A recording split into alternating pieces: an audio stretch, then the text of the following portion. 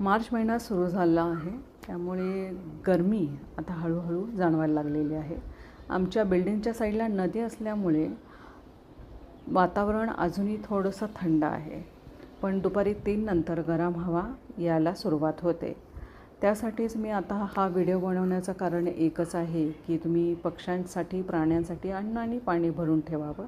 हे अशा प्रकारचे आता लाकडी ओंडके जे येतात ते मी मागवलेले आहेत 2. त्यामध्ये ज्वारी डाळ घालून ठेवते. माझ्याकडे असंख्य पक्षी येतात. कोकिळा, सोळंकी आहे, कावळे आहेत, कबूतर आहे, चिमणी आहे. तर त्यांच्यासाठी हे सोयीस्कर होतं खाण्यासाठी. हे माझ्या चिवलीसाठी आहे. ती व्यवस्थित त्यावर बसून ज्वारी डाळ खाते. हे माझ्या डुगूचं भांडं आहे. डुगूच्या भांड्यामध्ये चिमण्यांना पाणी प्यायला फार टफ जातं, कारण ते मोठं आहे, पसरट असल्यामुळे त्यांना त्यात बसून पाणीच पिता येत नाही आहे आणि एकतरी त्यामध्ये पाणी गरम होतं. त्यासाठी मी आत्ता काय केलेलं आहे, अमेझॉनवरून अशा चौकोनी आकाराचं मातीचं भांडं मागवलेलं आहे. आत्ताच आल्यानंतर मी धुवून ते आत्ता ठेवलेलं आहे. ह्या 2 बीममधून ते मातीचं बाहेर भांडं ठेवायला मला बरं पडलं. त्याशिवाय पाणीही थंड राहतं आणि त्यांना पिण्यासाठी सोयीस्कर असं होतं.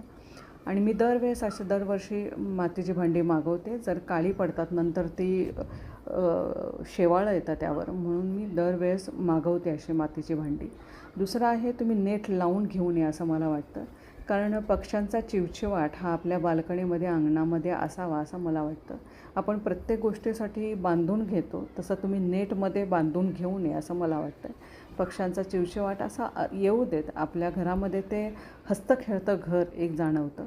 हे मी बाल्कनीमध्ये सुद्धा आता अशी ज्वारी डाळ असं भरून ठेवते आणि पाणी छोटं भांडं जे माझ्या डुग्याचं आहे त्यामध्ये ठेवलेलं आहे.